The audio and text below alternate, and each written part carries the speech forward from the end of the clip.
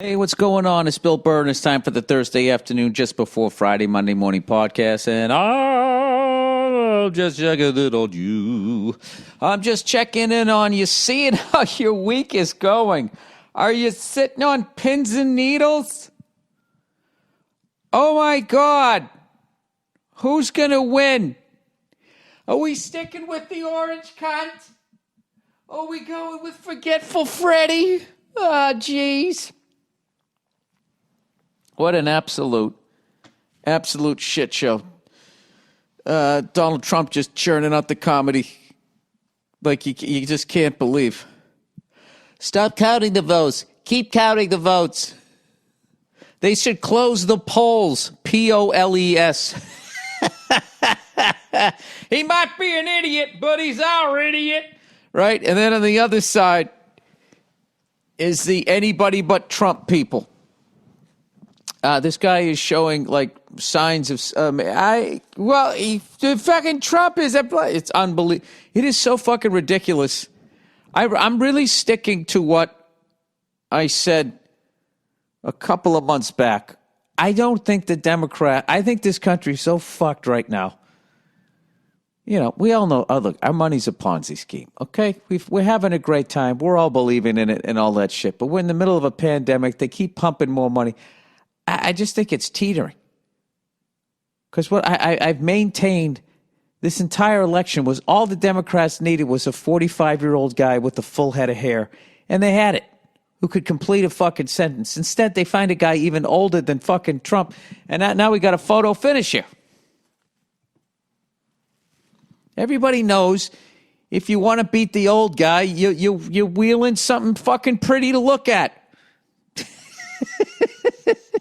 The Democrats wouldn't do it. Oh, he's got a facelift. I think he only looks like he's 79. I would never guess he's pushing 90. Whatever the fuck. I don't know anything about politics. I'm going to stay out of it. But I will say this. This is my prediction. Being a fan of sports, a sports fan, I say that whoever they declare victory. And then there'll be like this big, I don't know, next few days they're going to say so-and-so won, right? Whoever loses is going to fight it. I think Biden will fight it the way they're going to fight it. Trump's going to sue. That's what he does. He's that fucking guy who was near an accident and all of a sudden he pulls out a neck brace. One of those guys. My prediction is that whoever they declare won it initially, they're going to stick with that. They'll be out after further review. The play stands, touchdown for so-and-so, right? And people are going to boo and all that shit because I believe I can fly. No, I believe that that if they actually were to investigate the entire election right now, the amount of shit that they would be digging up on both sides, it would be so fucking ugly. Get exposed that it's just like let's just let sleeping dogs lie. This isn't going to be good for anybody. And then my favorite thing is all the urban myths that are coming out. They found a dumpster full of votes. Is that somebody at the post office who just doesn't want to do their job? Because, how do you know who voted for who on the inside? And then people are going, well, Biden said vote absentee, and Trump said don't vote absentee. So it's just like, oh, my God. Unbelievable, I can't believe that something that's so fucking dishonest and corrupt could be this dishonest and corrupt. I mean, that's basically the only thing you're left to say. So, but here's the thing. If they say Biden won, right? And Trump becomes a lame duck who's now going to sue. There are going to be movies made about what the fuck that guy does. If he thinks that he's out after just 4 years, which I think in politics that's a smudge against your name, was only a one-term president, which I don't understand why, because the last two one-term presidents I liked. I liked Jimmy Carter, and I liked the first Bush. I don't know. I guess it's a big fucking, it's a shit show. I heard, dude, you know what I heard? There was a guy and he fucking blah, blah, like this. I remember way back on 9/11, all of that shit happened. You know, I was in New York City on 9/11, right?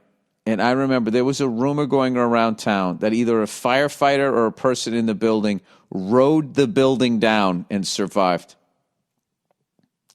And I actually started to repeat it until I really just thought of the physics of that you could somehow go from the 80th floor down to the first floor in all of 7 seconds, how the human body could survive. And then I just started going like, that didn't happen. It's like, don't you think they would be interviewing that person? They would interview that person for the rest of time. Anytime any of this bullshit. I heard there's a dumpster full of fucking paper-eating geese. They just sent it to the fucking house. Shut up. Is that what you heard? My favorite one, though, did you see that fucking guy, the fat guy there? It said something like barbecue, booze, and freedom. And there was some sort of press conference, and he comes up. It's the funniest shit ever because, you know, he thinks he's going to be stopped, and nobody stops him. So he's just like, stop the Biden crime family from stealing the election. Stop the Biden crime family from stealing the election. The media's covering it up. Stop the Biden family. He just kept saying it. And, you know, this guy came over to make sure he didn't do anything to the person who was supposed to be speaking into the microphone, but nobody stopped him. And then he didn't know what to do. And you know what it reminded me of? Do you know, like when you go to, I was joking with my buddies about this. You know when you go to a concert and at the end of the concert, you know that feeling when you don't know if it's over or not? Like, are they coming back out for an encore? The light's a lot of people are leaving. Is this stupid to be still standing here? Yeah. It was sort of that. But the guy is like, the fucking passion the guy has in his shirt. I just love that his tank top shirt it's like, I just love that he's not wearing it ironically. You know, he believes in all of that shit. And you can't get fucking mad at that. There's a Zen simplicity to that, right? Whereas out here in fucking douchey LA, somebody would be wearing that, you know, to make fun of a guy like that, right? Without putting himself out there. That's what bugs me about those people that wear shit ironically.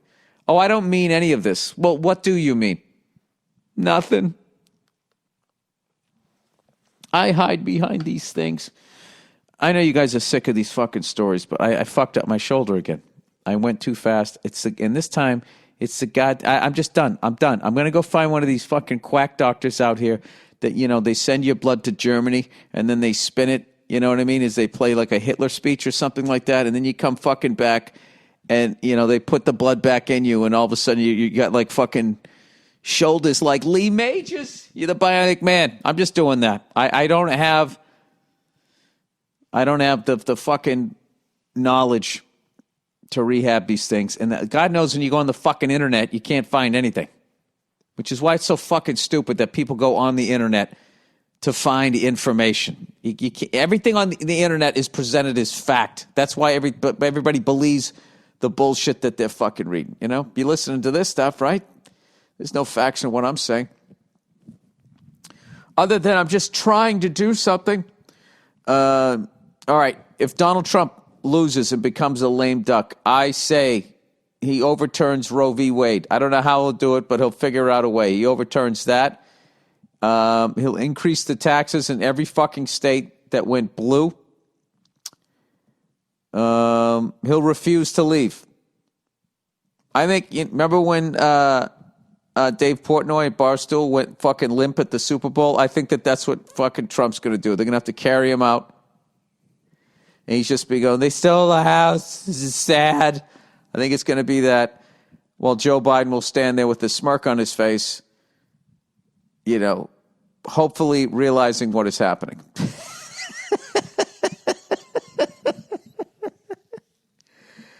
Oh, my God.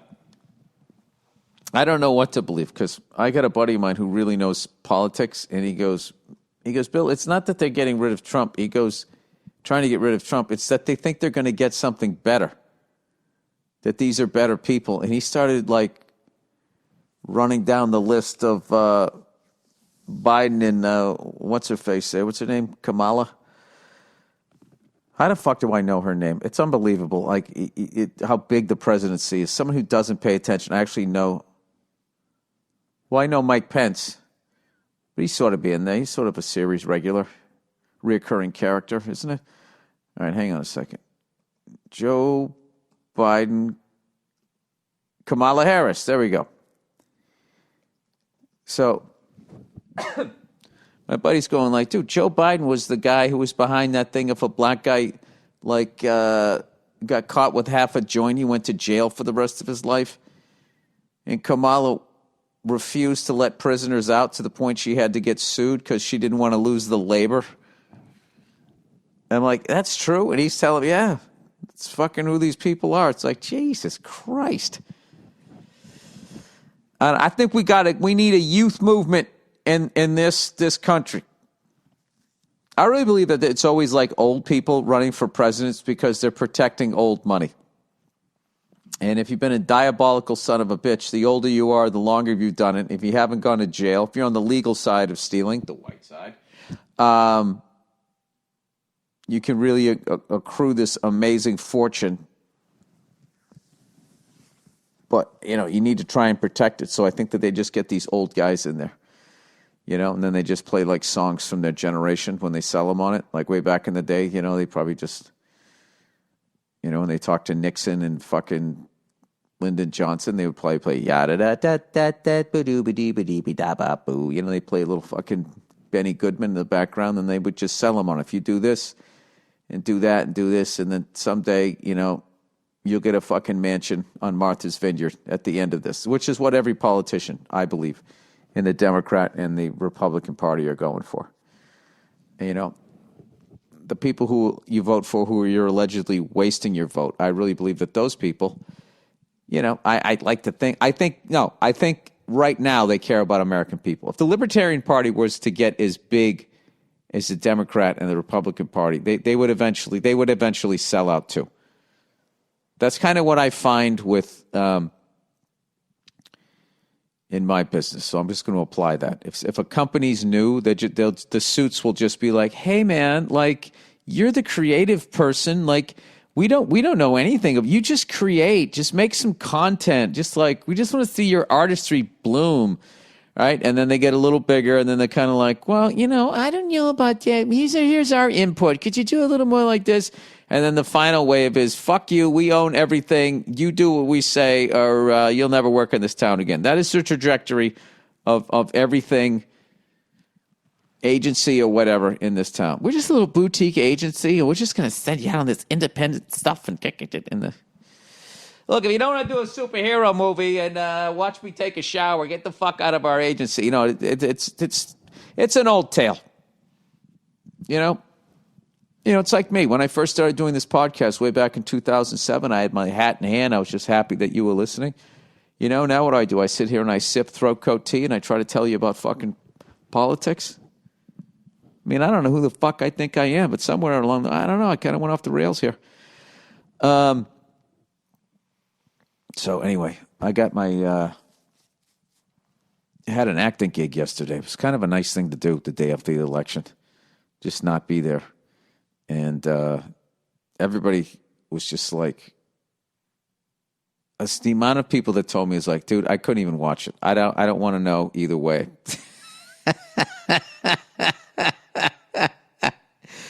I had a joke in 2016. I was saying Hillary versus Trump is like fucking 2 a.m. at the bar. You got to find someone to go home with. This is another one of those.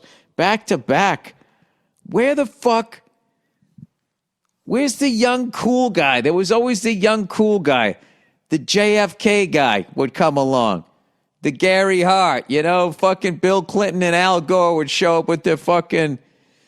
Their jean jackets on to show how young and hip they are, right? You know, they're in their fucking mid-40s. Then they play some Fleetwood Mac. Don't stop thinking about tomorrow. And you're like, oh my God, that was a song they played at my prom. And then you just voted for him. And then the old guy got kicked out. They've been doing that forever. Democrats, I guess, have been doing that. The Republicans always seem to wheel out a really fucking old guy. Right? Well, no, George W. Bush wasn't old. They fought youth with that, right? And then who was the next one? Then it was Obama versus George W. Bush. Oh, that was, you know what, something? I don't know what the fuck I'm talking about. But that's what I would have done. I would have just brought out the fucking young guy, you know, that the chicks are all just like, I don't know, I just believe him. That's all you needed. With a Mike Pence kind of fucking level of hair, except you dye it. And then a few people be like, can't trust nobody, dyes their hair. There's always a reason, right? There's always a reason. So anyway, I actually had a really good time yesterday. I always have a little bit of anxiety before I go onto a fucking acting set. I always do. I always think like, oh, God, I'm going to fuck this up. This is going to take all day. I'm going to make them be behind. And then they're going to be like, well, he's doing good enough job. Just fucking get him through it or whatever. And then I always go in and I always end up having a great time. And that's what ended up happening yesterday. And I don't know. I'm on a nice little run here. I don't do a lot of acting work, but when I do it, I have a good time. So I want to thank everybody that let me work yesterday during a pandemic. And I only have one big job left this year, and I'm done. I got to write an episode of F is for Family. That's what I'm doing over the next couple of weeks, which is always fun. We almost have the 5th season all written, if you can believe it. The 5th and final season. Poo-hoo. Really sad about that. But you know what? It's going to open up a new door. I'll walk through that door and look at the wonderment of what's in there and then wonder where my money went. That's why I love stand-up. That's why I love, thank God for stand-up and podcasting. You know? Everything else, I just look at it like, yeah, they're going to take this away. This is going to go away. This is all just a mirage. All right, let me do a little bit of some reads here. You know what fucking sucks, man? I taped like 4 football games. You know, that's my move. I don't know if you guys are new to the podcast. Some of you out there, that's my move. On Sunday, I tape 4 extra games. I watch 2 or 3 games, and I tape 4 other ones. All right? So then I have a game to watch on Tuesday, Wednesday, Friday, and Saturday. So every fucking day of the week, I can watch an NFL football game. I also watch 7 football games a week. I'm having the time of my fucking life during this pandemic. Because usually, half the season, I'd be gone. Every other weekend, I go out and work, do my little jokes. Da-da-da-da-da-da. What's up with that? Look at my dick. Talking about shit. Go fuck yourself. All women. I'm not misogynistic. Right? That's my act. So that's what I would usually do. And I don't have to do that now. So now I'm getting my full fucking money. My full fucking money's worth on with all the sports packages. Watched all the NHL, a little bit of the NBA. You know what's going to be funny when they make the last dance for NBA players of today? Because you know they all want one. You know? Enough of them have big enough egos where they were watching The Last Dance and were like, yo, this is like me, except it's Michael Jordan. And the funniest thing about theirs is that epic moment in it where they go, where like, I couldn't get past the Pistons. And then they got to dig down deeper and lift weights and figure out how to fucking get tougher mentally and physically, be a better teammate. Be just as good defensively as you are offensively, all that. Nah, is that what you did? No. So the next season, I joined the Detroit Pistons, and then I was a champion, and then the whole thing's going to fucking end. All right, Bill, we get it. You miss. I do. I miss people staying on their fucking teams until they win a championship. That's what I miss. I miss teams that suck, all of a sudden getting a great player, and all of a sudden they turn it around, and then they go on a run, right? Like the Bulls. The Bulls sucked forever, and then Michael Jordan came there, then they were the fucking team. No, why would you do that when everyone can just keep joining the same fucking 3 teams? All right, let's do a little podcast. Oh, I didn't tell you what happened. So I watched the Patriots get their asses whipped. No, it was a great game. Buffalo game was actually a great game. So I hit the erase button, and my DVR had all the football games I taped in the same like grouping. So I thought I was just erasing that game. I erased 4 other football games, and my heart sunk because I taped that Bengals versus Titans. I wanted to watch Joe Burrow go up against Mike Vrabel's Titans and all of that stuff. See how they stopped the fuck's his name, Henry there, running back or whatever. At least kept him contained. Derrick Henry. I lost all of those fucking games. I lost my favorite fucking team to watch, the Chargers. I love watching them. Always exciting games, even though they seem to blow it in the end. Fucking bummed out. But you know what? They got football tonight. Let's see who's on tonight wearing their Rush uniform. Thursday. Look at that right there. Thursday night football. Bring it to me. What do we got? Come on. Something good. Thursday night football. Not the fucking banged up 49ers. Oh, my God. At least the 49ers aren't playing the Cowboys. Like, they both have, like, third-string quarterbacks, right?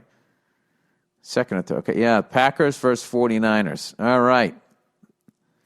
I guess you got to go Packers there.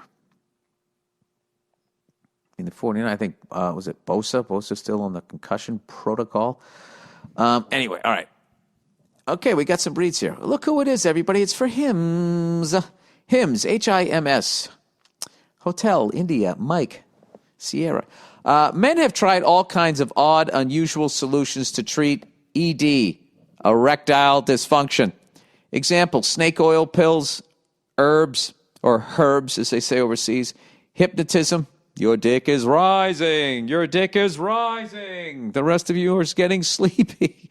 But Hims, dude, what the fuck? You getting hypnotized to make your dick stand up? I hope you trust that hypnotic person. I'm a hypnotist. That's what it is. All right. But Hims offers solutions grounded in real medical science. For Hims.com is all about men's wellness. You need help with erectile dysfunction, hair loss, or have a cold? Oh, my God. Can you imagine if you fucking could cure all those in one day? Come out with a lion's mane of hair, breathing like you never breathed before, dick standing up from the halls of... Interested in mental health or COVID-19 home tests? Hims is here for you. Jesus Christ, these guys, they got everything. Hims makes it easy. Hims connects with the licensed medical professional online who can prescribe FDA-approved prescription medication to treat your erectile dysfunction. You get the same active ingredient. If your dick's long enough, if you can yell in erectile dysfunction into the end of it like a seashell, it gradually you'll wake it up, and that is not snake oil. That's bullshit. All right. You get the same active ingredient as that expensive little pill, but without the expensive price tag. Here we go. No embarrassing conversations, no expensive appointments. Just answer a few questions online about your medical history, and a provider will confidentially review. Dude, they make your dick stand back up, full head of hair, cure your cold, see if you got COVID. I mean, you're ready to start your weekend. You can confidently answer all. My dick's working. I don't have COVID. I think tonight I'll pot it down the middle. No embarrassing conversations. I'm sorry, sir. What did you say? I said my dick doesn't work. What? I can't hear you. I said my dick doesn't work. No expensive appointments. Just answer a few questions online about your medical history, and a provider will confidently review. If approved, your medication is shipped directly to your door in discreet packaging, and shipping is free. No more searching online for answers to questions about erectile dysfunction or sexual wellness. Just go to it reminds me of his Marvin Gaye's Sexual Healing. He came up with that. He was talking about all the perverted stuff he was doing and how empty and dark he felt afterwards. And his friend just like, man, you need like a sexual healing. And he was like, that is the name of a song. I am not going to therapy. I'm going to write a fucking hit song and have some more groupie sex. Just go to For Him's account and ask a medical professional you can trust. Why live with erectile dysfunction? when the solution can be so simple. Try Hims today by starting out with a free online visit. Go to forhims.com/bird, Burred. Get it? Burr, erectile dysfunction. Bravo, uniform, Romeo, erectile dysfunction. Bird. For your free visit. That's forhims.com/bird, forhims.com/bird. Prescription products are subject to medical provider approval and require an online consultation with a medical provider who will determine if a prescription is appropriate. See website for full details and safety information. Remember that. Remember, that's forhims.com/bird. Stop the Biden mafia. They're stealing the election. We want our freedom. Fight camp. Fight camp. All right. The first rule about fight camp is you talk about fight camp on the podcast. Do you get bored with your workouts? If you're looking for something that keeps you engaged, motivated, and challenged, you got to check out Fight Camp. Fight Camp brings the boxing gym to you with a mix of cardio and conditioning for a full body workout. Wouldn't you like to be in the shape of a prize fighter without getting punched in the head? Well, this is how you do it. It comes with all the gear you need, the best freestanding punching bag on the market. All right, enough about your girlfriend. Oh, Jay-Z went with the emotional punching bag, people. Great boxing gloves, quick hand wraps, and their unique punch tracking sensors that show you real-time progress and stats on any iOS device. I always forget what that means. What is it? Internet operating service? iOS. iOS meaning. iOS, mobile operating system. Well, that makes sense. That totally makes sense. Mobile starts with the letter I. Where am I here? Okay, you can learn. You can learn or you can't learn. Either way, you're going to figure it out. You can learn from 6 highly qualified trainers, ranging from a pro MMA fighter, oh wow, and mother of 2, to a kickboxing world champion. Dude, how cool is that? MMA fighter / mother of 2. Tell me that house is fucking not safe and everybody's listening to their mom. Oh my God, can you imagine that? Can you imagine if you mouthed off to your mother and she puts you in a triangle? All right. Take out the trash. You'll have access to over 400 different workouts for all fitness levels and skills, with 4 new ones every week. What's the matter, Mike? Oh, my mom choked me out again last night. She's such a jerk. Fight Camp offers flexible financing for as low as 0% APR, annual percentage rate. And right now, as a limited time offer, you can try Fight Camp for 30 days with their money-back guarantee. Just go to fightcamp.com/Burr. That's right. Try Fight Camp for 30 days, and if you don't love it, they'll refund your money. Train like a fighter and turn your sweat into results. Dude, this is a classic before and after photo workout, man. To try Fight Camp for 30 days, just go to joinfightcamp.com/Burr. Joinfightcamp.com/Burr. Burr. Oh, look who it is, everybody. Look who it is. It's old Zip. Recruiter. Stop counting the votes. Businesses have tried to be flexible this year, from working remotely to pivoting their business models for long-term survival and growth. Share some of your own examples of the following. Restaurants are moving their dining outdoors and adding takeout and catering. Well, I don't own a restaurant, but I've eaten at one. I'm not a doctor, but I play one on TV. I've eaten at restaurants outside, you know. I enjoy it. Okay? Some consumer packaged goods companies have shifted to focus more on surface cleaners or personal hygiene products. I have not had experience with that. Major retailers are now selling face masks. I've seen that. I saw this lady sitting on the side of the road with her mask all laying on these fucking bars, the banisters, you know, as you walk up the stairs. I have seen that. Those are my personal experiences. If you're in charge of hiring for your business, these pivots have made your job even more challenging, especially if you have to hire for brand new roles. Yeah, you don't know what you're going to get. Thankfully, there's one place that you can always count on to make hiring faster and easier. It's old ZipRecruiter.com/Burr.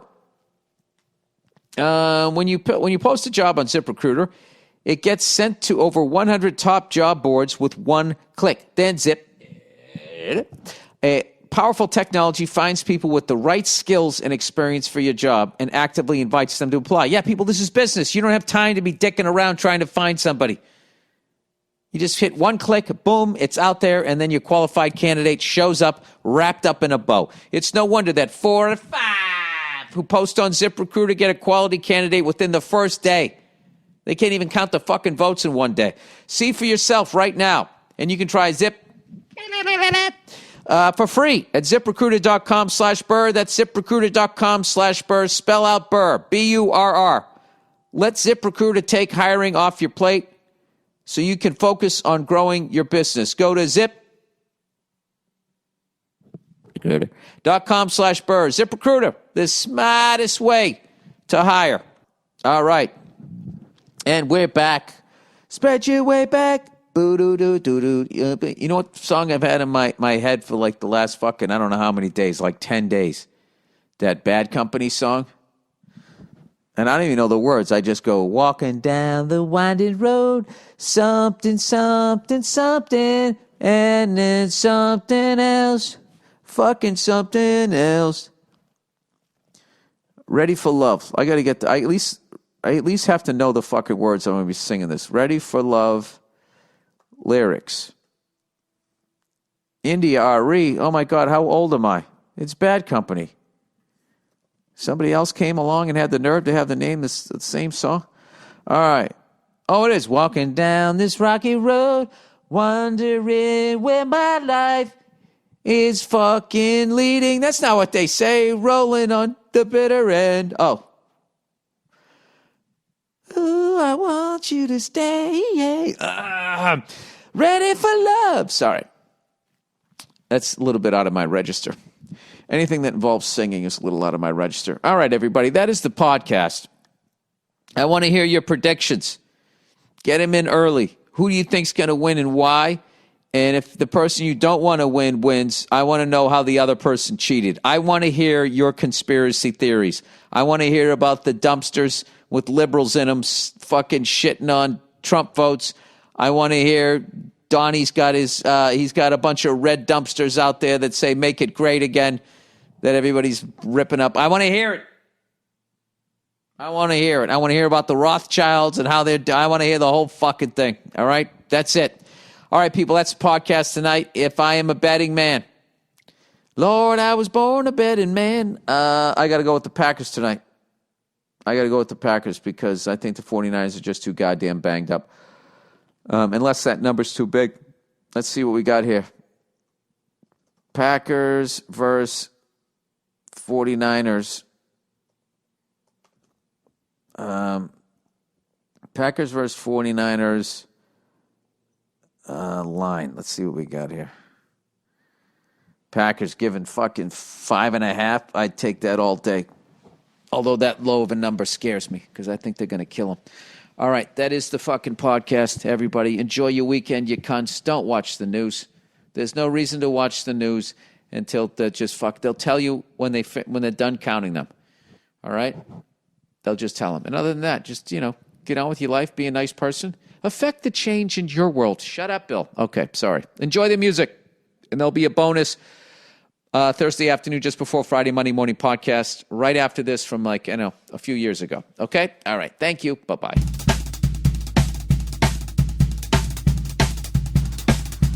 Hey, what's going on? It's Bill Burr, and it's the Monday Morning Podcast for Monday, November 5th, 2012. How's it going? How are you? As you can tell, this is once again one of these ones I'm doing from the road. I don't have a mixer. I was supposed to buy a really small one, but then I went to, I don't know. I bought this giant one. I guess it was going to sound better than my other one. I don't fucking know. But all I know is it's too big to take on the road, and then I was going to buy a small one. But I'm here in New Orleans, and I don't know. I don't know where to fucking buy one in New Orleans. And I know all you cunts who are from New Orleans are like, dude, what the fuck? There's a zillion places, that have music. Yeah, well, where are they? Okay? I don't know where they're at. I don't know what to fucking look up. And I gotta be honest with you. Like, New Orleans it's a great city, but it's one of the shadiest. I put it up there in like my top maybe 4 or 5 shady cities that I go to. And if you'd like the list in no particular order, it would be San Jose is shady, downtown Cincinnati past 5 o'clock. All these cities past 5 o'clock is shady. Cincinnati, Detroit all day. Detroit all day. Cleveland. Is that 5? Is that 4 to add to fucking New Orleans? This is the one thing I will say. As fucked up as San Jose, Cincinnati, Cleveland, and Detroit are, just as far as being like, I don't feel safe past 5 p.m. because anybody who actually has ever filled out a W-2 form seems to go home at 5:01 before that second shift of fucking zombies, hustlers, and God knows fucking werewolves come out. I would say New Orleans... I can't put my finger on it. It's got this great music. It's got great people.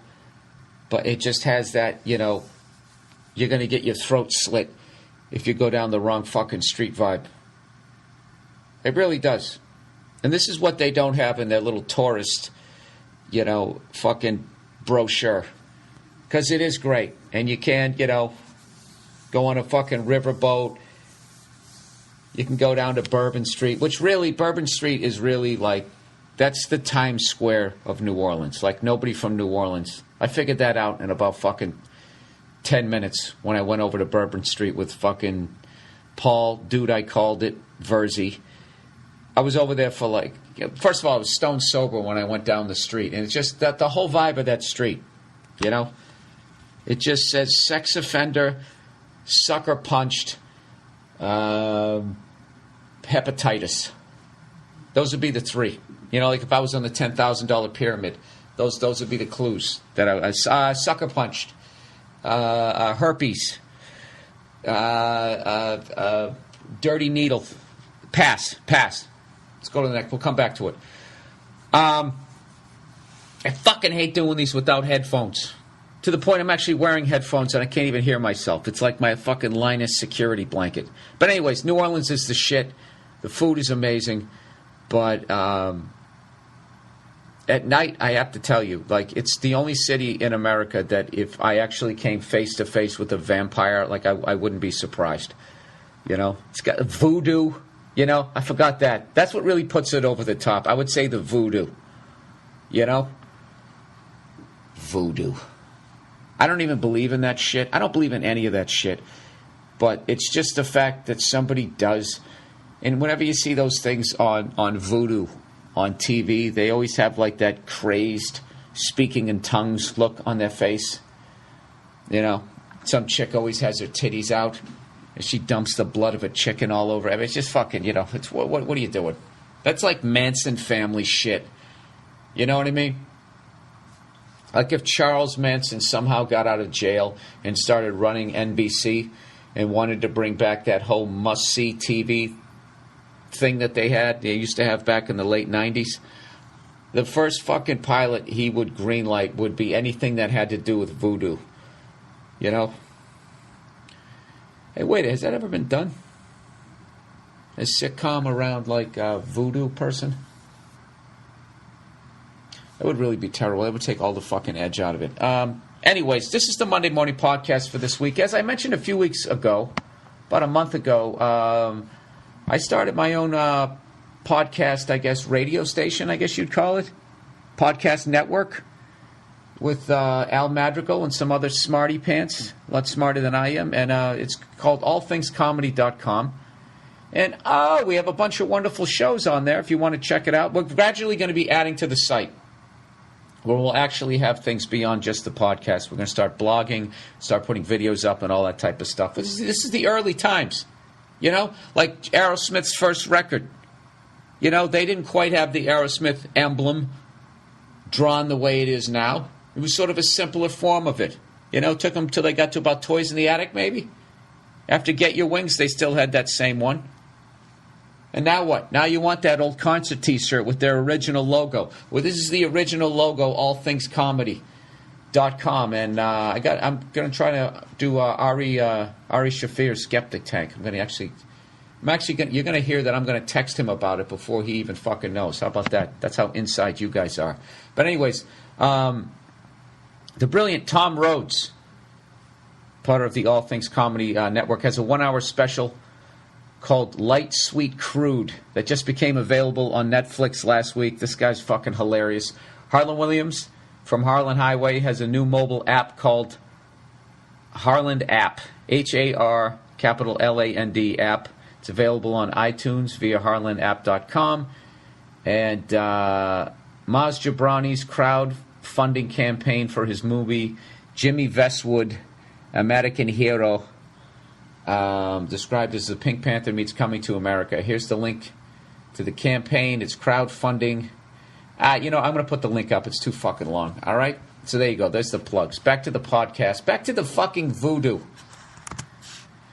So anyways, I told you last week that I was coming out here to New Orleans and I was going to go to bucket list game. I was going to go to fucking New Orleans. I was going to go to Baton Rouge, the LSU game, and fucking versus Alabama.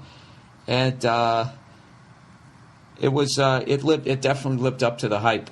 I'm telling you right now, people who live in pro sports cities like I did, where you look at college teams, the deal. I grew up outside of Boston, so I mean we had Boston College.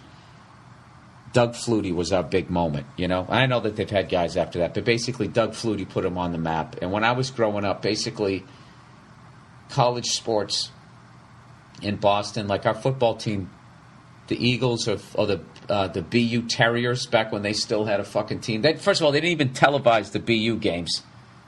And then the BC games, we had one of those teams, like when your team goes to kick a field goal, like you can see the dorms, you can see like the parking lot and that type of shit. We didn't have an enclosed stadium. We just had bleachers on either side.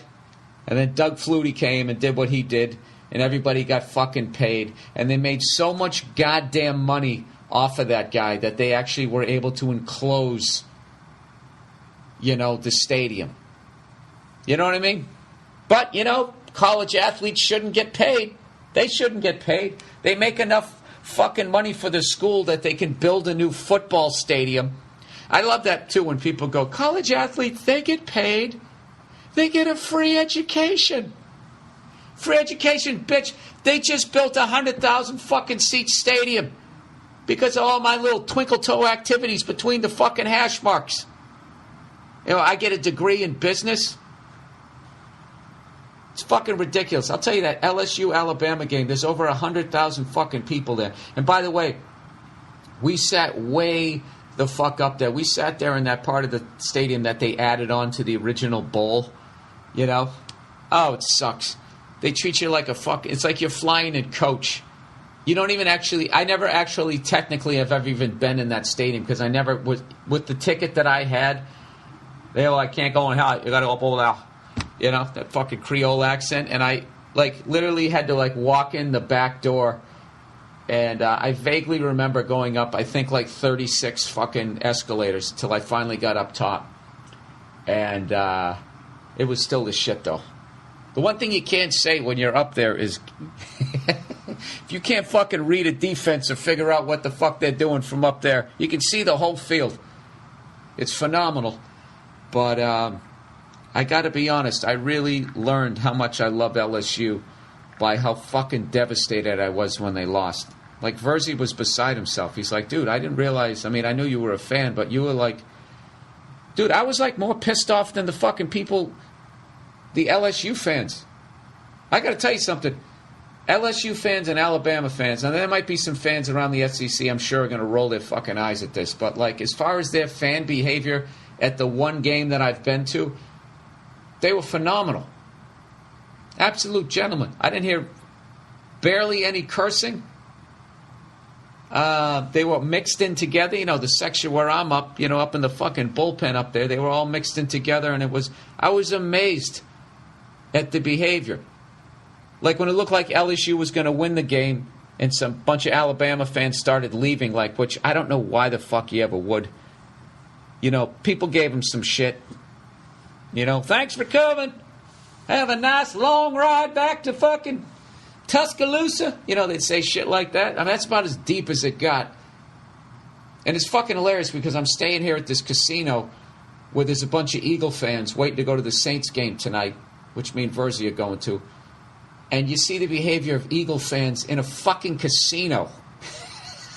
It's 100 times worse than LSU Alabama fans sitting next to each other. Yesterday we were sitting there, we were watching Sunday football, and all of a sudden you just hear coming from the casino, because everybody's wearing their jerseys. You know, all the dealers are wearing like Saints jerseys and shit, and all the Eagles fans are walking around with their jerseys on. And I just hear from fucking the other side of the casino, I just hear, asshole, asshole, asshole. And I'm thinking, like, that sounds like the shit they do at the Philly games when they point at somebody with a different jersey, right? And then I just hear, E-A-G-L-E-S, Eagles. Like obnoxious as fucking hell in the casino. So me and Verzi are sitting in like this fucking, I don't know how to explain it. It looks like a dance club that you'd go into when you're playing like Grand Theft Auto. That's what it looked like. There was this big center thing that had these crazy like neon lights that would gradually change, like the background, and like Bill Cosby himself, how the background would just gradually change color. Except on his special, he had like 4 colors. This was only 2 colors. It would go from red, and then it would just morph into gold, and then back to red. It looked like a giant fucking glow stick. But there was like these go-go dancer stages, which obviously nobody was there. It was just these fucking fat football fans. By the way, football fans are the most out-of-shape fucking creeps you've ever seen in your life. Just a bunch of fatties sitting there like walruses sunning themselves, you know, before they get bit in the neck by a polar bear, right? So we're sitting there, and we're along this bench, right? And it's me, Verzi, and then this black dude was sitting there for a second, who sort of had like this African, sort of had a voodoo vibe. He had like this fucking old school, like, you know, like Run DMC, LL Cool J, when they had the big gold chains. He had a big chain like that, but it was plastic. And it was made out of yellow, just yellow plastic. Like a Fisher-Price, My First MC chain he was wearing. And he was wearing that as like a fucking 40-year-old guy, or he looked 40. The guy looked like he had a rough life. And he had all his teeth from, what's that, number 9 over. Your 2 front teeth are 8 and 9, starting from the right, going over, up top, for those of you who never worked in a dental office. So he had number 9 all the way to the back, and from fucking 8 to the other side was just completely missing. Like he took like a Mike Tyson fucking hook back in 1988.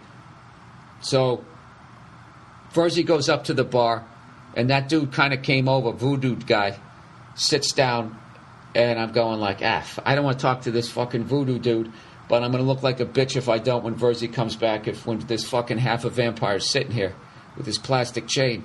So I just tapped him, and I just said, hey, excuse me, my buddy's sitting here. And he kind of gave me a look just long enough for me to be like, am I going to fucking fight this guy? Am I going to have the weirdest bite marks on my forearm ever, where they won't even know what the fuck bit me? And then he slid over, thank God.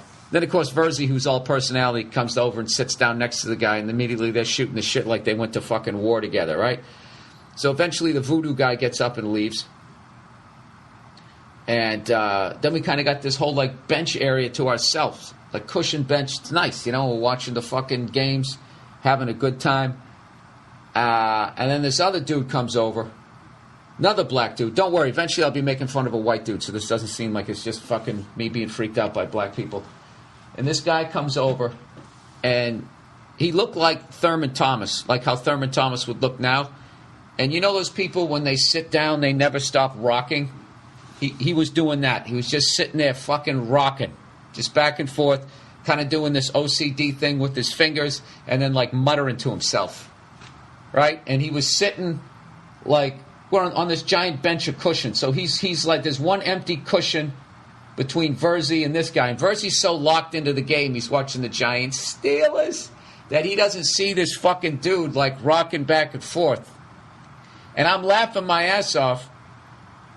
So finally, because I keep seeing people wanting to sit down in that seat, and then they see this dude, fucking Thurman Thomas, the old Thurman, fucking rocking back and forth.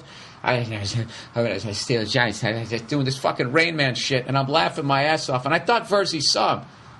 So right as Verzi's taking a swig of his drink, I said, "Hey, Verzi, you see that guy there?" And he looks over at him. He almost does a spit take. I go, "He's the human equivalent of, you know those things at the airport that are always spinning to keep the fucking birds off the runway so they don't fly into the engine? He's literally the human equivalent of that, preventing anyone from sitting in that seat." And right as I get done saying that, this fucking Eagles fan comes over with the T-shirt on, astronaut haircut, and just fucking like movie drunk, right? Overacting drunk, stumbling over and fucking just sits down like on fucking one ass cheek, totally leaning his head. He starts sliding down almost into Verzi. Verzi's like, whoa, hey, easy. And then this fucking, the two worlds collides. This fucking guy, like, I don't know what he did. If he, like, shotgunned some whiskey or if he actually took some drugs, because he was fucking out of it. Starts tapping Rain Man Thurman Thomas. He taps him. And, like, the way this dude was rocking and talking to himself, I wouldn't even think that he could have a fucking conversation. But the second this fucking drugged-up Eagles fan tapped fucking Rain Man Thurman Thomas, the dude just snapped out of it and was like a fucking state trooper. He just looked at the dude. And the fucking Eagles fan is like, said something like, you know, he said, "How you doing?" or "How you living?" or something. And the dude just looked at him and he was like, how you living? And he had this fucking look on his face, like this pissed off look. And the kid tried to high five him. And the guy, all of a sudden, he just looked like he had like that special needs strength and was literally just going to fucking punch this kid's lower jaw off. Fortunately, that didn't happen. And Rain Man Thurman Thomas slid over one more chair. So now we got this fucking guy. And he keeps passing out, falling on into Verzi. And then he try and high five us. And we finally ended up having to get security. We felt like assholes, but it was just like he was going to puke. You could just tell he was going to puke on somebody. So the security came over. Eventually got rid of him. So then Verzi, because he's Mr. Personality, has to talk to fucking, you know, Thurman, fucking Dustin Hoffman, right? And he goes, he said something about the guy. Hey, that guy was, he seemed like he was pretty drunk. He seemed like he was going to puke. And the fucking Rain Man dude stopped fucking rocking and looked at him. He looked like he was going to get his ass kicked. And we were like, all right, man, nice talking to you. And then immediately went right back to just sitting there fucking rocking. I couldn't figure the guy out. He either had some sort of mental problem or he had like fucking 20 grand on the game that he didn't have. I don't know. Was that even remotely fucking amusing? I have no idea. I'm fucking sitting here with headphones on. I can't hear myself. This is the Monday Morning Podcast, by the way. What the fuck? I gotta do 2 quick advertisements for this week. Here we go. Stamps.com, everybody. You know the deal. If you don't want to go to the post office anymore, you can have the post office right inside your own dwelling.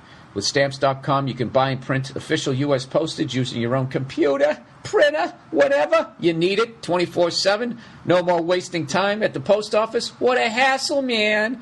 No need to lease an expensive meter. Stamps.com offers more features than a meter and at a fraction of the price. Plus, Stamps.com customers receive special discounts on mailing and shipping you can't even get at the post office. On priority mail, express mail, and even more. No wonder Stamps.com customers have already printed over $3 billion in postage. I use Stamps.com whenever I send out my DVDs to my gigs. I never have a problem. I feel like a little professional. I feel like I'm getting away with something. Use my last name, Burr, B-U-R-R, for my special offer, no risk trial, plus a $110 bonus offer that includes a digital scale and up to $55 in free postage. They're just giving you $55 and a scale. Huh? Who else does that? Nobody. Stamps.com. Don't wait. Go to Stamps.com before you do anything else. Click on the microphone at the top of the homepage and type in Burr, B-U-R-R. That's stamps.com. Enter Burr. All right, back to the podcast. So anyways, me and Verzi fucking go to LSU, Alabama, on Saturday, for those of you not from Boston. And what was I going to say? I was actually just talking to him, going, I was like, what the fuck ever happened to Michelob Light? It's the first beer I ever got drunk off of. I don't give a fuck who you are. There's a special thing. It's like the first chick you ever fucking nailed. The first beer you ever got drunk off of. I think I had like 2 Mick Lights. The first time I ever caught a buzz in Faneuil Hall in Boston. And I was like, oh, I think I like this. Smash cut fucking 30 years later. So anyways, we're here in Nolans, and we actually went to this fucking shady liquor store to buy a styrofoam cooler and all that crap. And lo and behold, Verzi comes out with some Michelob Light and a bottle of Jameson. And the whole night before, we're at the show, and everybody in the crowd, I'm like going, all right, it's going to be 100,000 people. It's a fucking 7 o'clock game. What time should we leave? And they're like, 6 in the morning, 7 in the morning. I'm like, get the fuck out of here. There's not going to be 12 hours of traffic. And they just kept laughing at me, acting like it was going to be this apocalyptic fucking traffic. And I just kept thinking, I go to the Rose Bowl every year. That's 100,000 fucking people. And yeah, there's traffic, but like, it's not to that level. And I get there 4 or 5 hours before the game. These people are full of shit. And there's no way that with the way I drink, which I believe is called binge drinking, there's no way I'm going to be able to get there 12 hours before the game. I'll pass out 3 times before the game even starts, and by then I'm not going to give a shit. So we ended up leaving around 1:30. Fucking cruised to the game. Made a left off some exit right before the fucking stadium. We just parked on a side street. Actually, if you want to know where we parked on Stanford and Yale. Right in front of somebody's house. They said it was $40 to park on their lawn, but there was a space in the street, so we just fucking parked there. So then all of a sudden we realized we were like almost a mile away from the stadium, and that we were going to have to carry this styrofoam cooler with ice and all these beers in it. Him holding one side, me holding the other, and then us trading off this bottle of fucking Jameson. It was going to be fucking ridiculous. So I got, why don't we just slam a couple of these? Let's take some weight out of this cooler. I swear to God, dude, I think I drank 5 of those in like 90 minutes, which at my age is impressive. And I wasn't shotgunning them either or funneling them like you pussies in college. That's the easy way. You know what I mean? That's ripping off the Band-Aid. I did the work. So I sucked these things down. Then, of course, I got to piss like a racehorse. So I'm drunk enough that my personality comes out and I don't come off like a cunt like I did when I was talking to fucking Thurman Thomas there. I went up and I just knocked on the lady's door. I said, listen, I know I didn't pay to park. I parked in your front yard. Is there any way I can use your bathroom? And she was like, absolutely. And I went in there. And when I came out, I gave her $5. I go, what did I say? What the fuck did I say? Not the home security fund. The hospitality fund. She laughed. She took the $5, right? And then she comes walking out later, knowing that we're slamming beers out there. And she came out and she asked for our empties. That's what kind of economy we're living in here. That I give somebody $5, they let me take a piss in their house, and then they come out and they collect my empties. That's how bad it is. By the way, if you live in New York City or you live in Los Angeles and you can't deal with how fucking liberal it is there, you should come down to fucking Baton Rouge and go to an SEC football game. You would be in heaven. What they were saying out there, they were saying, LSU fans, a couple of them, they were going, no Bama, no Bama. And they would trash them for saying roll tide. What would they say? They would say, around the bowl and down the hole, roll tide, roll. And they would literally mime them going down the toilet in case you didn't get what the fuck they were saying. By the way, I've always liked Alabama too. And I know it's going to freak out LSU fans. I'm not from here, so, I just like teams that are good. So I actually like teams in the SEC that don't like each other. But LSU is my fucking squad. And believe me, I fucking realized that when they lost. And oh, you know what it was too? I didn't like the way the Alabama fans dressed. It reminded me of TCU. Come on, Frogs! Where they do that shit where they dress like these fucking junior banker date rapists. They go to a football game, right?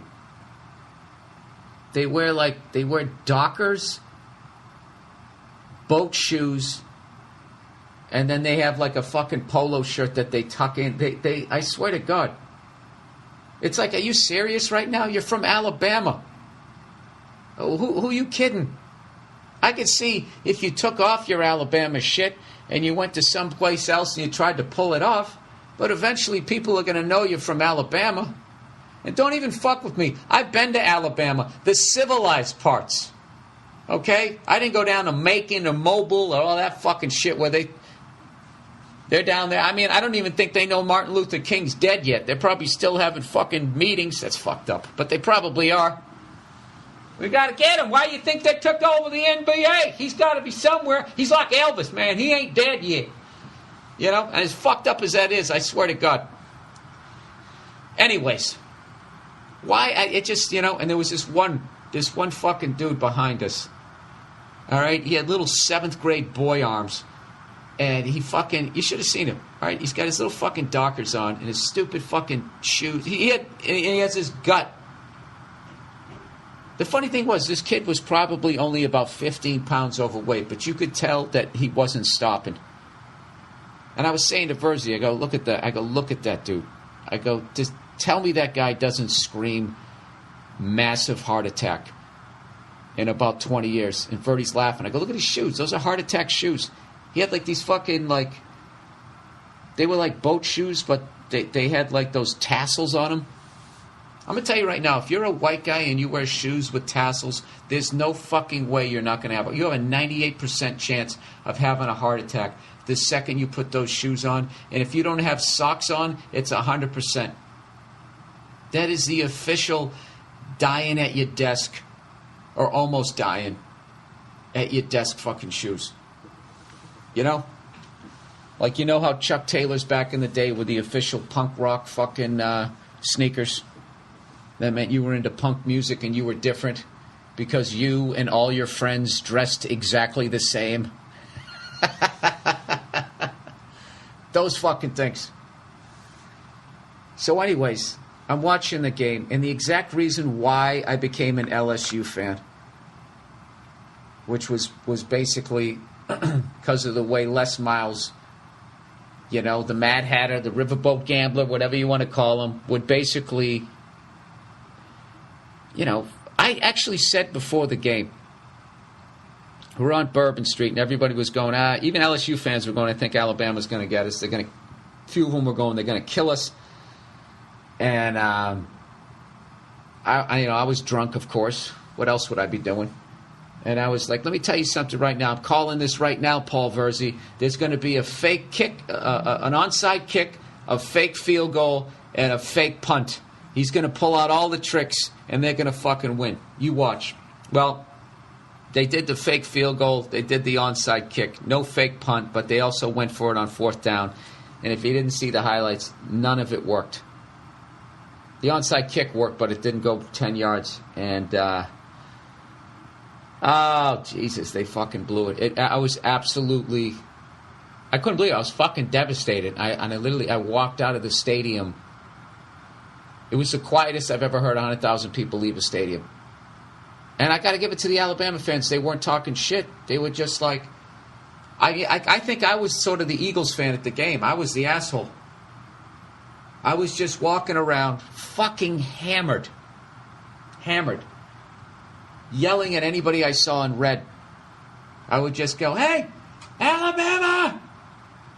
The dream ends tonight! It's going to be a long ride. I just kept saying that. Alabama! And they would look at me like with this fucking shocked look on their face. And I was like, Jesus, did you see that fucking guy? Because I didn't realize... Like I said, I'm only judging them on one game here. I thought you guys, I can't figure Southern people out. You know what I mean? They're really nice, really polite, really friendly, yet all the other shit. Confederate flags, the South's going to rise again. The whole, slavery wasn't that bad a thing, was it? Or the Civil War wasn't about slavery. It was about representation and the fucking, they'd start doing that shit. I don't know. Can you really fault them for it, though? Isn't that kind of like the same thing as like when your team does something douchey, like films the other team that you'll never quite admit that they actually cheated? Oh, by the way, in defense of my New England Patriots, I was watching the Green Bay Packers yesterday, and I saw what's his face? Aaron Rodgers goes over to the sidelines, and he fucking goes to talk to his coach, and what does he do? He puts his hand over his mouth when he goes to talk to him. Now, why do you think that is? Why do you think that is? Because somehow the other team could read his lips from that far away? No. Because you think for some reason they actually have the NFL feed going? Or maybe, just maybe, there's a chance that they're fucking doing something on the other side. That they're filming, that they're looking through binoculars and all that fucking horse shit. I'm sorry. I'll defend the Patriots. Look, we fucking cheated. What are you going to do? Everybody's doing it. I do the same thing when I defend Lance Armstrong. Lance Armstrong. So anyways, I'm telling this story all over the place. Man, this is like a Tarantino movie, right? I started in the middle, jumped to the beginning, and now I'm at the end. I don't know where I'm at. Anyways, somewhere in like the third quarter, I got these epic hiccups. And I just couldn't stop. And I had them for the rest of the fucking game, through the night, the entire drive home. They went away a couple times and they came back, like literally to the point I felt like my esophagus was going to snap in half. And then I went to sleep, came home, had a pizza. I had heartburn, so I figured, I know, I'll use some pizza dough to fucking absorb that. And I went to bed, and I actually got woken up by hiccups at 7 in the morning. And all day yesterday, I just had them on and off and on and off and on and off, to the point I finally looked up what causes hiccups. First of all, I didn't even know what they were. I just thought it was when you swallowed air into your stomach and it was trying to get out, but it couldn't. I didn't know. And everybody's telling me they're remedies and that type of shit. So basically, this is what causes, after I've told you this story of what I did. Oh, and by the way, when I went to the game, I had a burger, I had a sausage po' boy, I had M&Ms, and I had something else. And I had already drank 5 fucking Michelobs in 90 minutes, and then walked up to the stadium for a mile, walking in the sun, and I had a big gulp of Jameson on ice. And then I smoked a Cuban cigar. All in there. I don't really fucking remember the order. And in the midst of all that, I was going, Alabama! The dream ends tonight! That was a fucking mess. And then I got these epic hiccups. So this is what causes hiccups. It says a very full stomach can cause bouts of hiccups that go away on their own. A full stomach can be caused by, number 1, eating too much food too quickly. Check. Drinking too much alcohol. Check. Swallowing too much air. Check. Smoking. Got you right there, buddy. A sudden change in stomach temperature, such as drinking a hot beverage and then a cold beverage. Now, I didn't do that, but I definitely drank a lot of cold and then smoked. I don't fucking know. And the last one, emotional stress or excitement. Is it any wonder I had fucking hiccups for close to 36 straight hours? I did every fucking thing you could possibly do. I was like a nerd going right down the checklist, you know? I should have been like rocking back and forth talking to myself. So basically, I'll tell you where the excitement came in. Was when I went into the stadium when you come walking through the hall, and I just saw those two LSU end zones and that tiger eye on the 50-yard line, and I couldn't fucking believe I was there. And I'll tell you right now, no bullshit. If you are in a pro sports city and you never watch college sports because, you can't get into it, you never watched it, I've only followed the pros, I'm telling you, pick a team. Pick a team, get into it the way I did, and fucking 1 year, you and your buddies just take a fucking road trip, tell the ladies to go fuck themselves, go to the game, don't drink and eat as much as I did, but definitely get yourself a nice cigar, and go to the game. It'll definitely be worth it. I was actually jealous that I didn't study harder in high school and didn't go to a college like that, because that's the amazing thing about those is like those games are like they're everything. It's like generations of families are together. There's like mini reunions of old drinking buddies. And then there's the existing class. It's just unreal. ESPN Game Day was there. It was fucking insane. It was worth every goddamn cent. So I don't know. If you don't have enough shit on your bucket list, I would definitely suggest going to an SEC game. And don't go to some bullshit cupcake game in September. Go to a fucking game like that, where there's like 100 years of hatred. I'm telling you, it puts Red Sox Yankees shit to shame. Go to fucking Michigan, Ohio State, LSU, Alabama, Florida, Georgia, Oklahoma, Texas. I'm telling you. All right, Bill, we got it. For fuck's sakes, we got it.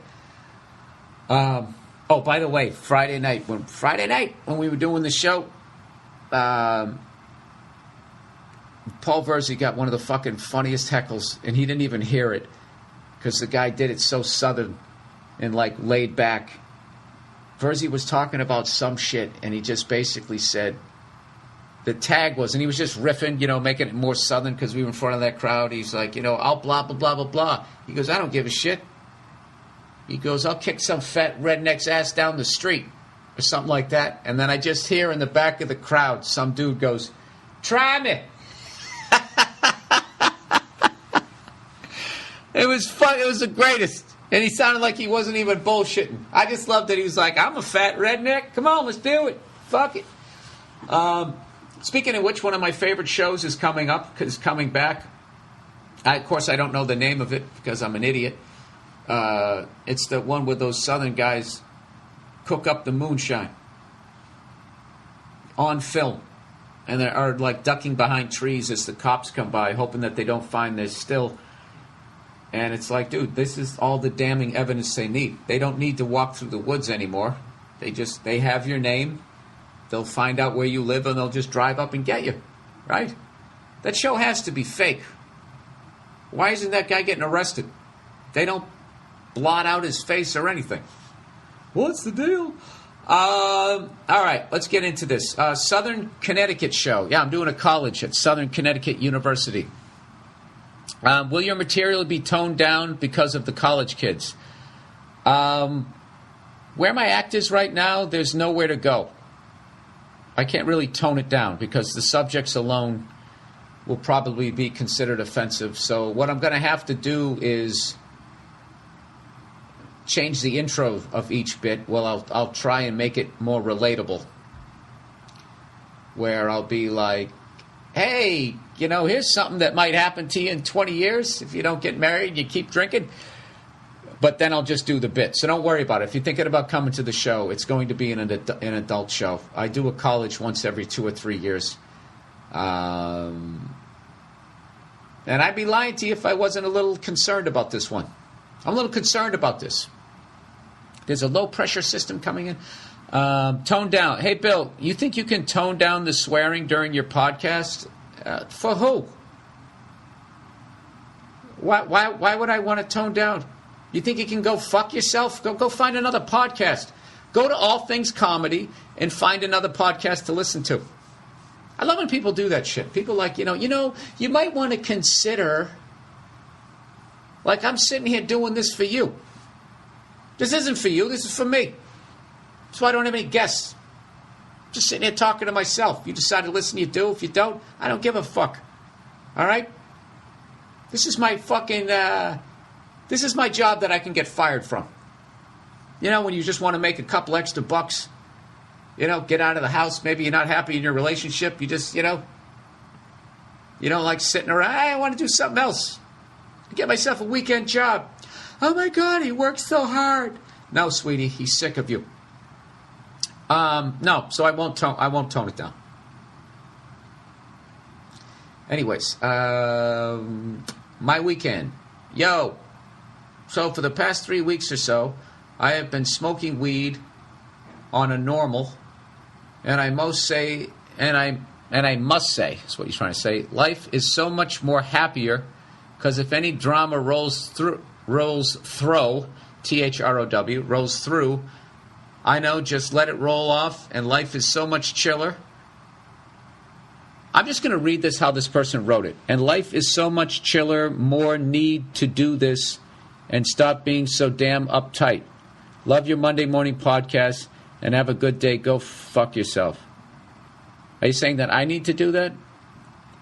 Life is so much more happer. H-A-P-P-E-R. Because if any drama rolls, throw. Look, after the way I drank this weekend, I'm going to give you shit for using any sort of substance. I actually need to shut it down. I would never advocate drinking the way that I drink. I wouldn't. All right? I got this weird thing where I'm not an alcoholic. I just fucking love doing it. I mean, I could stop. Jesus, I sound like the classic alcoholic. I can stop whenever I want to. I took a fucking year off. I was bored. But I was never sitting there like, I need it, man. I fucking need it. I just like doing it. I like getting hammered, and I like yelling at people in boat shoes. You know, sue me. But I definitely need to shut it. Once you start getting heartburn, what the fuck? I'm sitting there making fun of these people like they're going to have a heart attack. Isn't heartburn basically the on-ramp to major coronary failure? Oh, speaking of which, I'm reading this book right now, Eat to Live. And every time I say Eat to Live, I always think of Iron Maiden, Aces High. Every time I say Eat to Live, I hear Bruce Dickinson saying Fly to Live, Live to Fly. Oh, the 80s. Anyways, you guys should definitely check out this book. Hey, would you like me to read you an excerpt of it? I gotta read you this. Let me put this on pause right here. Actually, you know what? Maybe it'll be funnier if I just walk across the room. Just hang on a second. So I walk across the room here to try to find you. Just busy yourselves. Busy yourselves. Talk amongst yourselves as I try to find the book. The fuck is it? There it is. There it is. There it is. Okay. Everybody take your seats. Take your seats. Class is back in session. All right. So this is this guy, right? He wrote this book. Joel Furman, M.D. All right. So you know he's smart. He wrote this book, Eat to Live. So I hate going to the fucking gym. The only reason why I have to go to the gym, other than gravity pulling my fucking man tits down to the ground every goddamn day, it never quits unless you're laying down. You know, if you did a fucking headstand your whole life, if you could actually do that, would your fucking man tits eventually be in your face? What's the deal? Anyways, this guy's basically saying he used forever that they've said the problem with the vegan diet is that you can't get enough protein. You're not going to get enough protein, and that whatever, like vegetables aren't a complete protein or something like that. You got to have a protein the size of the palm of your hand, no bigger than that. Make sure it's a lean cut and yada yada yada. This guy's saying it's all bullshit. Go to the fucking zoo. The most jacked animal there is a goddamn gorilla. You can't get any more jacked than that. A fucking gorilla is like an NFL linebacker fucking times 1,000. They said if you fucking had a gorilla, if you could actually make it bench press, if you could actually make it do it, you know? I said, get over there, right? How the fuck are you going to make it do it, right? If somehow it wanted to do it, it could basically bench press 2 tons easy. All right, that's 4,000 pounds for you dummies out there. And for you people overseas, I imagine that's a bunch of fucking, whatever the fuck measurement you use, a bunch of stones. I think like a stone, because I remember looking it up one time when I was listening to AC/DC's Whole Lot of Rosie, weighing in at about 19 stone. That was about 218 pounds, I believe. Do the fucking math. All right, so that's 19 times 5. That'd be about 1,000 pounds. So that's like 100 stone. Yeah, it's about 400 stone. 350 stone? Go fuck yourself.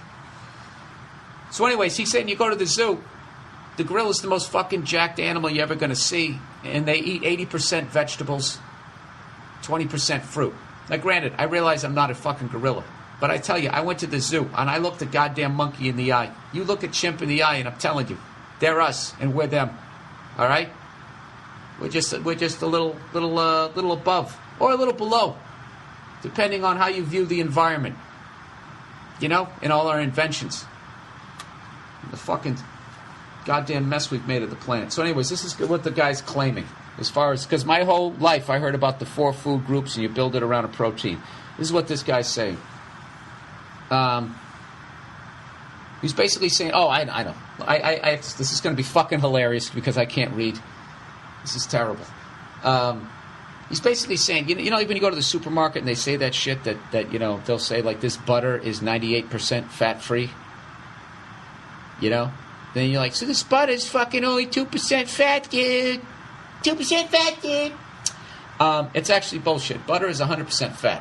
What they did is how they got around it is they just, if you took like butter, which is 100% fat, and you threw it in a glass of water and then you stirred it up, and then rather than counting the caloric value of it, of the butter, which is still 100% fat, you did it by weight and you included the glass and the fucking water, that's how it becomes 2% fat. By weight, it then becomes 2% fat. But the fucking butter is still 100% fat. It's like 2% milk is really 49% fat. All right, does that make any sense? Well, it shouldn't, because I'm stupid. So let me read what this fucking guy wrote. And he's smart, because he's an MD. Using weight instead of calories in nutrient analysis tables has evolved into a ploy to hide how nutritional unsounded many foods are. The role of the USDA was originally to promote the products of the animal agricultural industry. Over 50 years ago, the USDA began promoting the so-called 4 basic food groups, with meat and dairy products in the number 1 and number 2 spots on the list. This was financed by the meat and dairy industry and backed by nutritional scientists on the payroll of the meat and dairy industry. This promotion ignored science. Am I going to get sued for this? This program, I'm only quoting the book, people. This program could be more accurately labeled the 4 food myths. It was taught in every classroom in America, to me included, with posters advocating a diet loaded with animal protein, fat, and cholesterol. The results of this fraudulent program were dramatic in more ways than one. Americans began eating more and more animal foods. The campaign sparked the beginning of the fastest-growing cancer. Hang on, I got to turn the page. Epidemic in history, and heart attack rates soared to previously unheard levels. So I don't know whether you believe that or not. I got to still think that people were always eating steaks. All I know is I'm going to try to give this thing a shot. It's not that I'm going to go vegan, all right? And I know if you try to do anything outside the norm of that, automatically people are going to be sending me emails. First you drive a Prius, now you're a vegan. Why don't you just stick a dick in your ass? Like, it always becomes that, right? No, actually, I'm going to try to have 1 salad a day, at the very least, to offset my fucking steak-eating ways. You know? I don't know. The fucking book basically blew my mind, if it's even remotely true. And I got to admit, I've kind of been doing it a little bit, and it's making me feel pretty good. And I'm shitting like a fucking racehorse. Sorry, ladies. I'm actually learning how to eat a salad without any dressing on it, because I guess that even like olive oil has 150 calories per teaspoon. And I got to tell you, I easily put 7 teaspoons. That's not even that much. You know, I might as well eat a fucking burger. I'm an idiot. So, to eat a salad without dressing, I swear to God, you don't know the misery. But what ends up happening is you get used to it. And I swear to God, the onions and the tomatoes, maybe a carrot in there, whatever the fuck you have in there, that becomes the dressing. You actually get excited to eat a tomato. You know, it's funny. I don't think I sold that as much as I made people run to go eat more fucking meat. But whatever, I'm going to try it out because I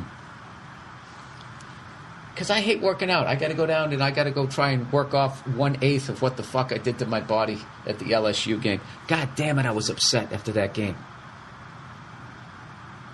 What happened? I actually did the dumbest thing I could ever do. I actually have another fucking team that I'm now going to live and die for. So what are the odds they're going to win the championship every year? 0. So every fucking year there's going to be some level of disappointment. You know? Well, they won the Citrus Bowl. I guess that's kind of good. All right, next one. Here we go. Gay son. Bill, my son just left for college this year. And when I was cleaning out his room, I found several notes from he and his best friend from high school. These two were together all the time and are rooming together right now in college. God, it's pathetic. The notes I found were from one another on special occasions like Christmas. All of them said essentially the same thing. I know nobody can know, but our love is real, and we can express ourselves better in college. Oh, Jesus, here we go. Here we go. They go on to talk about their nights in hotels and how their girlfriends never knew they were gay.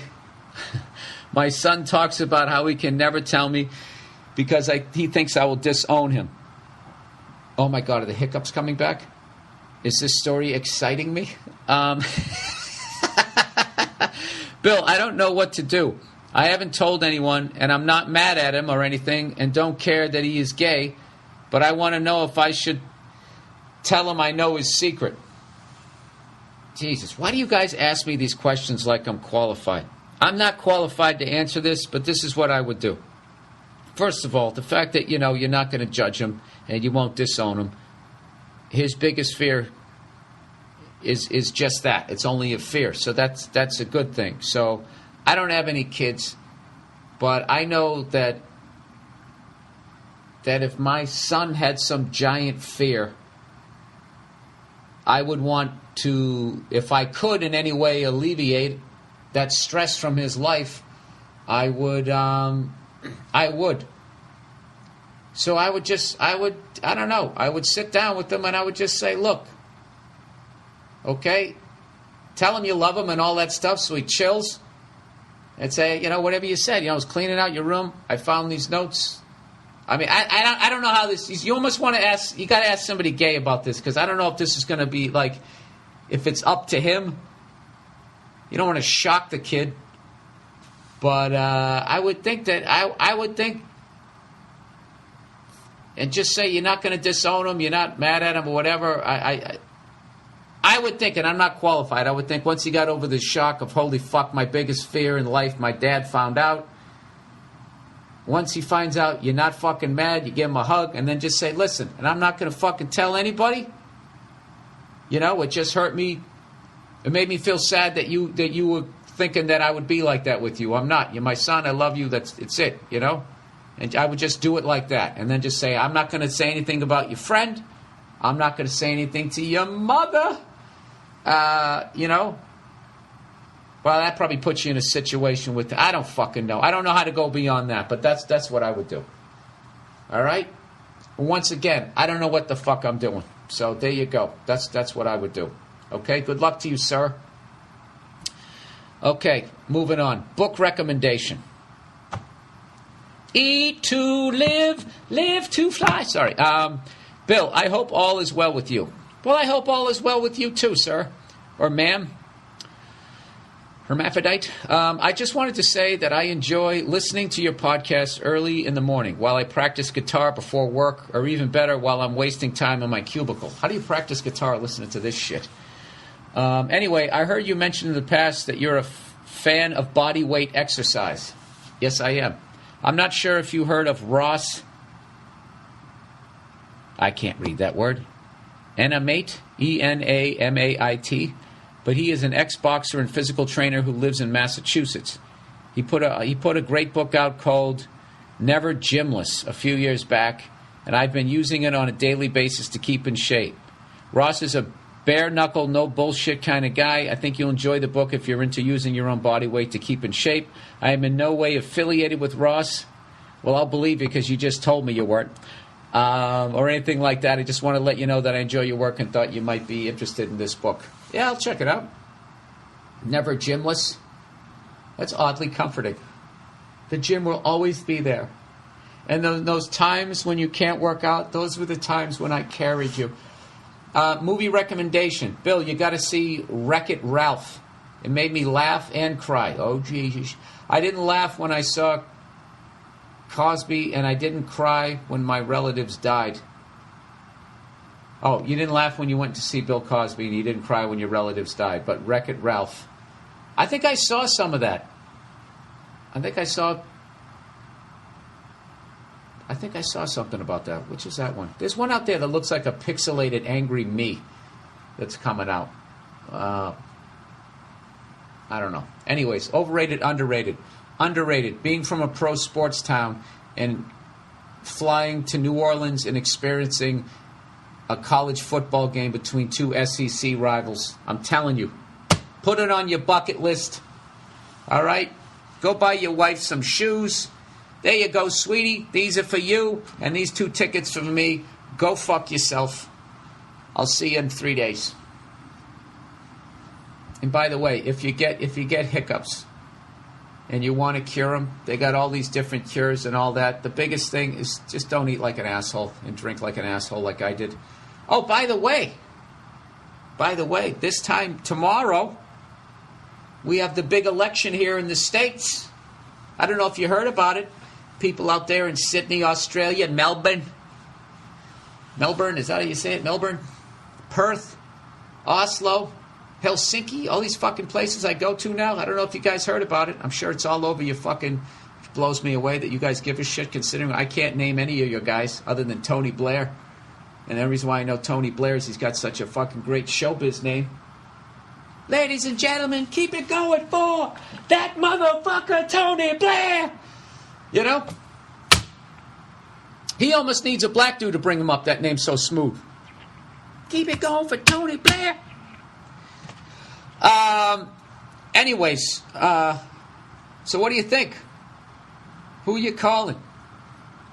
Paul Verzi is dying. He's Romney all fucking day. He wants Romney. I don't want either. I don't even know who I'm going to vote for this time. I don't even fucking know. I have no fucking clue. I don't give a shit. It doesn't matter. They're both going to roughly do the same fucking thing. Because the same people got money on both fucking guy. I don't know. I don't know what I'm going to do, but I don't know. I've had it. I just think people are so fucking stupid. And that's coming from me, who can't even read out loud at 44 years of age. I just think people, I just don't understand how they process information. You know what I mean? The way they look at shit. They never connect one presidency to another. It's like people can't, like, whatever's going on, they're like, oh, who's in office? Oh, it's his fault. You know? They don't keep seeing, like, the same problems keep getting fucking worse and worse and worse. I just don't believe that the president can fucking do anything. All he can do, he's like Mark Sanchez. He just has to try and manage the game. Don't throw a pick, Mark. Don't throw a pick. That's basically all he can do. You know? Other than that, how are you going to turn this country around? Like, corporations are so fucking powerful that they're beyond the borders of this country. Like, you know what I thought was really fucked up and is literally treasonous activity? Is like all those people out there dealing with Hurricane Susan, Sally. I for some reason, I just cannot remember the fucking name of that goddamn hurricane. That shit where everybody is lining up to get gas, and all of a sudden gas becomes like $5.99 a gallon. To do that to your fellow countrymen when they're involved in that type of situation, to raise the price of food, to do all that, to make money off of people's misery like that, I was kidding who? That's page 1 of capitalism. But I personally, that's treasonous. You should be, if anything, you should try to be keeping the prices steady. You should be, or try to drop them if you can. Fucking help people out. They're fucking coming up to you with their pockets inside out, 2 shoes that don't even fucking match, and you're going to try to get an extra fucking $2 a gallon off of them or whatever. I just, that isn't right. It ain't fucking right. Not in my America. Anyways, that's the podcast for this week. I felt oddly comfortable doing this with my headphones on, even though I couldn't hear myself. You know what it is? If you put them on, I can still hear my voice in my head, which makes me feel good. It's soothing to me. All right, so here's the deal. I got one more road gig this year. I'm going to be at the University of Southern Connecticut on November 17th. It is open to the public, so get you. And I'm just saying that. I don't even know if that's true, but I think it's true, considering people are emailing me about it, saying if I'm going to tone it down. For the love of God, get some goddamn adults in that crowd. All right? And then I think that's it. Then all the rest of my gigs, what do I got? I got Brea. That's it. All I got is Brea left. And another fucking year has gone by. Can you believe it? All right. Well, that's the podcast for this week. As always, people, if you'd like to support this podcast, go to BillBurr.com, click on the podcast page, then click on the link to Amazon.com, and all you got to do is go buy something. You don't have to. Do it if you want to. And then Amazon, it doesn't cost you any extra money. Amazon then just kicks me a little bit of money, and then I take a portion of the ad, and I take a portion of any ad money that I make on this, and I send it to the Wounded Warriors Project. So you'd be supporting me and supporting the troops. And you know what? Look what I just did there. I just did what all these corporations are doing now, where they try and align themselves with some sort of, some sort of cause that there's no way you're not going to be against it, like that whole breast cancer thing. Like, you've seen the 5-Hour Energy, the little pink ones. And every time you buy a pink 5-Hour Energy liquid cocaine, we will give a portion of the proceeds to finding a cure for breast cancer. Now, the key there is a portion of the proceeds. What do you think that portion is? I heard with a certain credit card company, it was 1 penny for every charge, regardless of how big it was. So if people are doing that shit, can you really get mad that they're raising price of gas during the fucking hurricane? You know what I mean? I'll tell you who wouldn't do something like that. Ari Shaffir. Ari Shaffir wouldn't. You ever go to his merch page? You see the quality that he has on that? I've been in this business long enough to know how much having all those extra colors in your T-shirt or on the cover of your CD or DVD, how much that's going to cost you. And he says, fuck that, I have an artistic vision. Ari Shaffir would not raise gas prices. And because of that, you should go to All Things Comedy, and you should listen to his podcast, The Skeptic Tank. Septic. I'm such a fucking idiot. The Skeptic Tank. And I'm actually going to try to get on his show. That's it. So that's it, people. If you didn't believe me the first time, I said it twice. That is fucking it. That's the podcast for this week. Go fuck yourselves. Thank you to everybody who came out to the show here at Harrah's in New Orleans. This is going to be a regular stop for me on the tour, and I'm always going to be coming through during football season. Next year, I'm going to try to do LSU and go to a Hornets game while I'm out here. Check that one off the list. But tonight, Saints-Eagles, and I'm going to laugh my ass off watching these polite Southerners. Polite Southerners, who knows? You always got to wonder if one of them's in the Klan. But whatever. Outwardly polite fans dealing with these fucking Eagles fans. And what's funny is I actually think the Saints are going to win. Because every time I go to an athletic event and it's against a Philly team, even if I was for the Philly team, because I love the Flyers, Their fans are so fucking obnoxious. By the end of it, I'm rooting for them to lose. But they always end up winning. They've won every time. I went to a Bruins Flyers game with my mother, and they were sitting right behind me, 4 of them, down low, total fucking assholes. And, the hiccups are coming back. Dude, I have a sore esophagus. A fucking sore windpipe, literally like it was doing sit-ups. Can you take Bear for that? All right. How awful is your job? You're still listening to this. Go fuck yourselves. I'll talk to you next week. That's it. That is it. Let me hit stop. Okay. Fuck you.